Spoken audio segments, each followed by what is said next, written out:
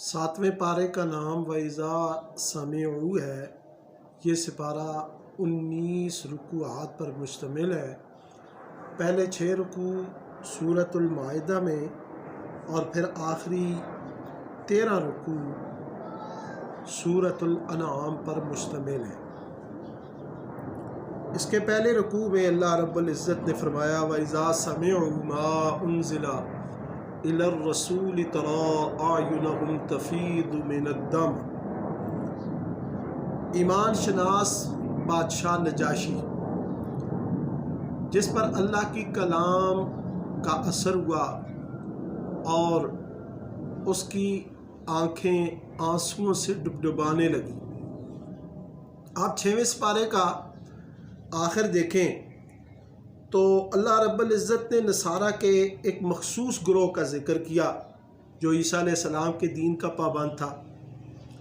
جب نبی علیہ السلام تشریف لائے تو حضور پر نور صلی اللہ علیہ وسلم کی دعوت میں حق کو دیکھتے ہوئے انہوں نے آپ پر بھی ایمان لایا۔ تو اسی چیز کو ذکر کرتے ہوئے واقعہ یوں ہوا کہ مسلمان کفار مکہ کے ظلم و ستم سے تنگ آ کر ہجرت حبشہ کرنے پر مجبور ہوئے۔ کفار مکہ نے تعاقب کیا، وہاں چلے گئے۔ حبشہ کے بادشاہ نجاشی سے شکایت کی۔ اس نے مسلمانوں کو اپنے دربار میں طلب کیا، سوالات کیے تو حضرت جعفر طیار نے ان کے تمام سوالات کے جوابات دیے اور قرآن کریم کی سورہ مریم ان کے سامنے پڑھی۔ اس کا ان کے اوپر ایسا اثر ہوا کہ سنتے ہی ان کی آنکھیں ڈبڈبانے لگیں۔ انہوں نے اسلام قبول کیا اور مسلمانوں کو شاہی مہمان کے طور پر ٹھہرایا، اور وہاں پہ کفار مکہ کو عظیمت اٹھانی پڑی، ذلت اور رسوائی اٹھانی پڑی۔ پہلے رکوع میں اس کا ذکر ہے۔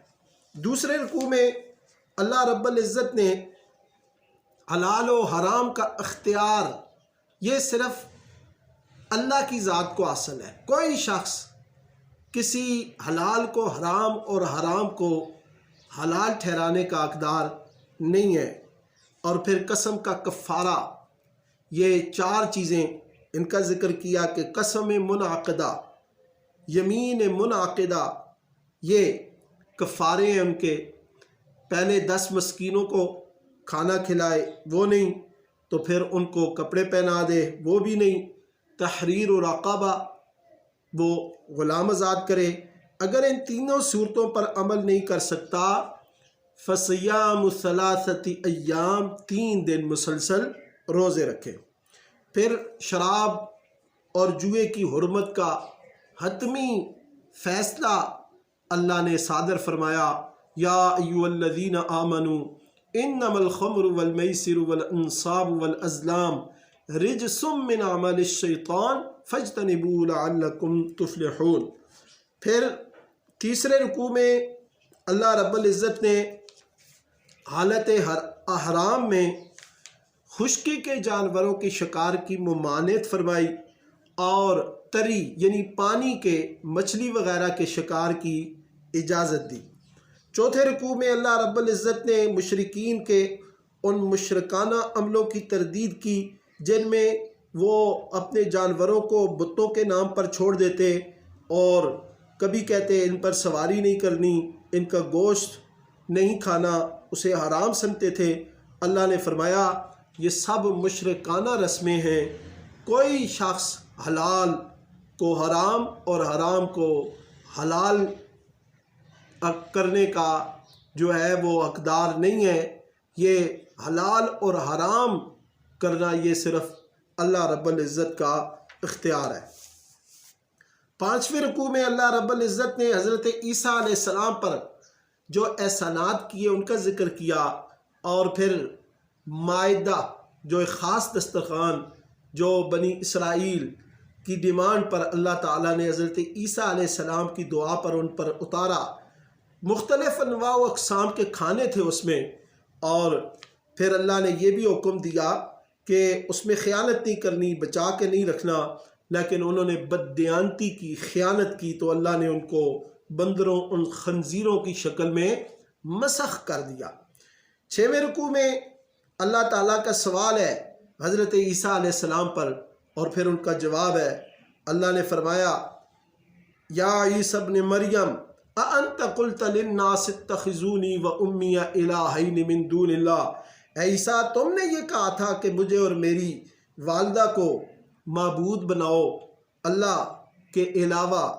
تو حضرت عیسیٰ علیہ السلام نہایت عزت و انکساری سے عرض کریں گے سبحانک، میرے اللہ تو پاک ہے، میری کیا مجال کہ میں ایسی بات کہوں جس کا مجھے حق نہیں ہے۔ اگر میں نے ایسی بات کہی ہوتی تو تجھے ضرور پتہ ہوتا، اور جو تو جانتا ہے وہ میں نہیں جانتا۔ میرے اللہ، میں نے تو ان کو تیری الوہیت اور توحید کی تبلیغ کی، میرے آسمان پر اٹھائے جانے کے بعد یہ شرک میں مبتلا ہوئے، مجھے اور میری والدہ کو انہوں نے اپنا الہ مان لیا۔ اے اللہ، یہ تیرے بندے ہیں، تو ان کے ساتھ جو معاملہ کرے تیرا اختیار ہے، اگر تو ان کو سزا دے تو بھی، معاف کرے تو بھی۔ اللہ فرماتا ہے کہ آج کا دن سچائی کے علم بردار لوگوں کی کامیابی کا دن ہے۔ اس کے بعد سورۃ الانعام، یہ 20 رکوعات اور 165 آیات پر مشتمل مکی صورت ہے۔ یہ چوپایوں اور ان سے متعلق انسانی منافع کا تذکرہ ہے اس صورت میں، اور مشرکوں کی جو جانوروں کے متعلق جاہلانہ رسوم اور رواج ہے ان کی تردید کی گئی ہے۔ اسی وجہ سے اس صورت کا نام سورۃ الانعام رکھا گیا۔ معجم الصغیر للطبرانی کی حدیث ہے، نبی علیہ الصلوۃ والسلام نے فرمایا کہ مکہ مکرمہ میں ایک ہی رات میں بیک وقت یہ سورت اس شان سے اتری کہ اس کے جلوس میں 70,000 فرشتے تسبیح و تحمید میں مشغول تھے۔ اس کے پہلے رکوع میں اللہ رب العزت نے اپنی ذات کے بارے میں دلائل اور مشرکوں کی ہٹ درمی کا ذکر کیا ہے۔ فرمایا الحمدللہ الذی خلق السماوات والارض وجعل الظلمات والنور، کہ جو مشرکوں کا یہ عقیدہ ہے کہ روشنی اور اندھیرے کا رب الگ ہے، یہ باطل ہے، کہ آسمان اور زمین کا خالق، ظلمت اور نور کا خالق وہ اکیلا ہے، اور وہ کون ہے؟ وہ قابل تعریف اللہ کی ذات ہے۔ 8ویں رکوع میں اللہ رب العزت نے واضح کر دیا وَإِن يَمْسَسْكَ اللَّهُ بِضُرٍّ فَلَا كَاشِفَ لَهُ وَإِن يَمْسَسْكَ بِخَيْرٍ فَهُوَ عَلَى كُلِّ شَيْءٍ قَدِيرٌ، کہ وہ اگر کسی کو تکلیف دے تو اس تکلیف کو کوئی دور اس کے علاوہ نہیں کر سکتا، وہ اگر کسی کو بھلائی پر بھلائی دے تو وہ اس پر قادر ہے۔ تکلیف، بھلائی اللہ ہی کی مرضی سے۔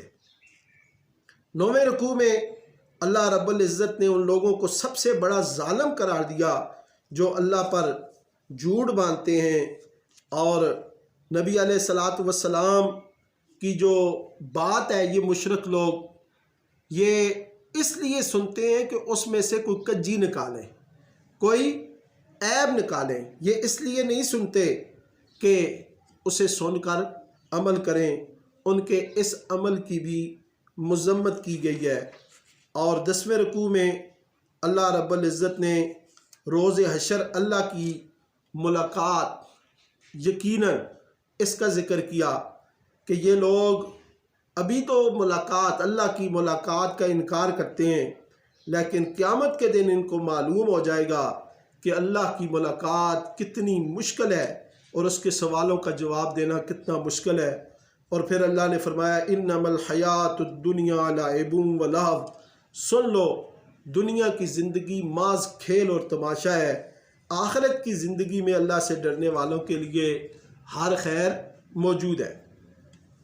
11ویں رکوع میں اللہ رب العزت نے پہلی اقوام کا ذکر کیا کہ ہم نے تنگ دستی اور بیماری میں ڈالی، وہ رائے راست پر نہیں آئے تو پھر ہم نے انہیں دنیا کی تمام آرام اور راحت دی، وہ پھر بھی اپنی شرارتوں سے باز نہ آئے تو ہم نے پھر انہیں اچانک پکڑ لیا، وہ مبہوت ہو کر رہ گئے۔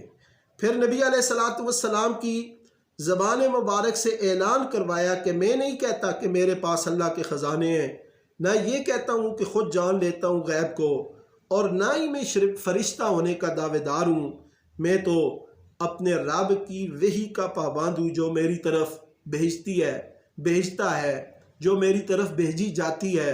وما ينطق عن الهوى، نبی علیہ الصلوۃ والسلام کوئی بھی بات اپنی طرف سے نہیں کرتے، وہی کہتے ہیں جو اللہ کی طرف سے وحی ہوتی ہے۔ اور 7ویں سپارے کے 12ویں رکوع میں اللہ رب العزت نے دعوت حق کے شہدائی لوگوں کا ذکر کیا اور ایمان والوں کے لیے سلامتی کی دعا کا جو ہے وہ ذکر ہے کہ جن لوگوں کو اللہ کا خوف ہے اور اپنے رب کے سامنے جمع ہونے سے ڈرتے ہیں، آپ انہیں قرآن کریم کے ذریعے ڈراتے رہیے۔ کافر اور متکبر لوگ مسلمانوں کو حقارت سے دیکھتے ہیں اور کہتے ہیں یہ ہیں وہ لوگ کہ جن کو اللہ نے ہم پر فضیلت دی ہے۔ پھر ایمان والے جب آپ صلی اللہ علیہ وسلم کے پاس آئیں تو آپ ان کے لیے سلامتی کی دعا کریں۔ فَقُلْ سَلَامٌ عَلَيْكُمْ كَتَبَ رَبُّكُمْ عَلَى نَفْسِهِ الرَّحْمَةِ۔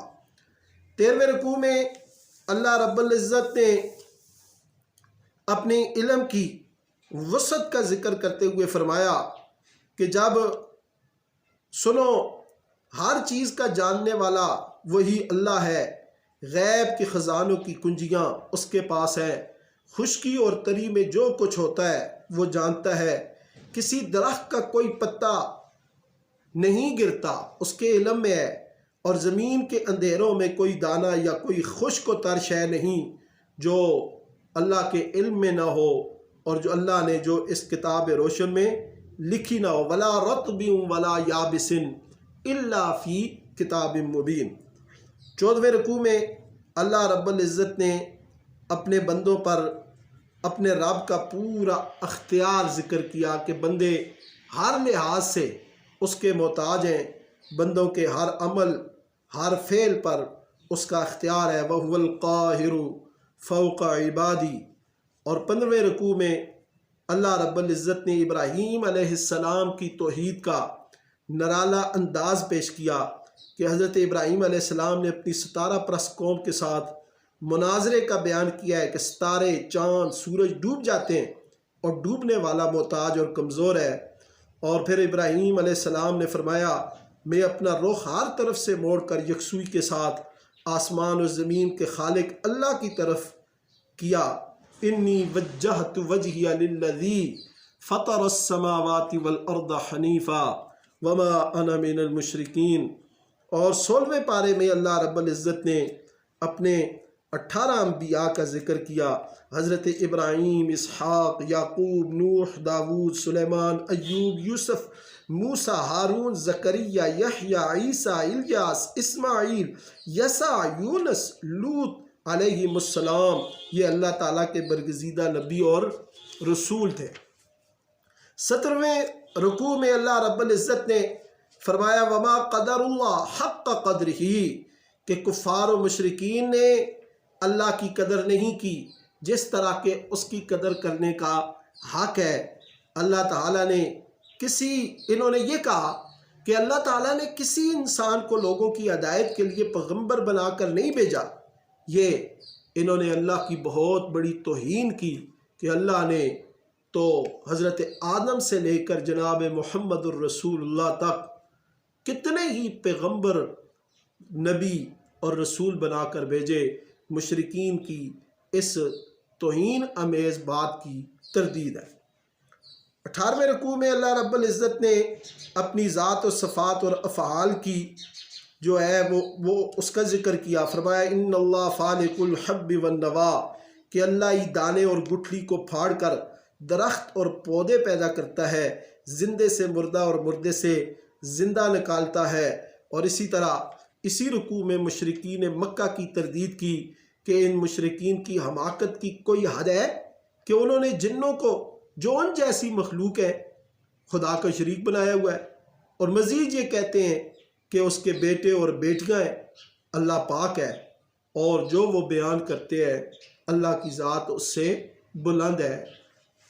اور آخری رکوع میں 7ویں سپارے کے آخری رکوع میں اللہ رب العزت نے اپنی وحدانیت، اپنی یکتائی کا ذکر کیا اور یہ واضح کر دیا کہ اللہ کسی کی خواہش کی تکمیل کا پابند ہرگز نہیں ہے۔ اللہ نے فرمایا بدیع السماوات والارض انا یکون لہ ولد ولم تکن لہ صاحبہ۔ عیسائیوں کے عقیدہ تثلیث کی تردید کرتے ہوئے فرمایا اللہ کی بیوی نہیں ہے تو اس کی اولاد کیسے ہو سکتی ہے؟ وہ ہر چیز کا خالق ہے اور وہ ہر چیز کا علم رکھتا ہے، وہ زن اور فرزند کے رشتے سے پاک ہے۔ یہ لوگ قسمیں کھا کر کہتے ہیں کہ اگر ہماری مطلوبہ نشانی دکھا دی جائے تو ضرور ایمان لے آئیں گے۔ نشانیاں دکھانا تو اللہ کے لیے مشکل نہیں، مگر اس بات کی کیا ضمانت ہے کہ یہ لوگ نشانی دیکھ کر ایمان لے آئیں گے؟ اس لیے اللہ تعالیٰ کسی کی خواہش کی تکمیل کا پابند نہیں، وہ جو کچھ چاہتا ہے، جب چاہتا ہے، جیسے چاہتا ہے، اس میں ہزار حکمتیں ہیں، اس میں بہتریاں ہیں۔ اللہ تعالیٰ انسانوں سے بہت بہتر فیصلے کرنے کی قدرت رکھتا ہے۔ سبحانک اللہم و بحمدک اشہد ان لا الہ الا انت واستغفرک واتوب الیک۔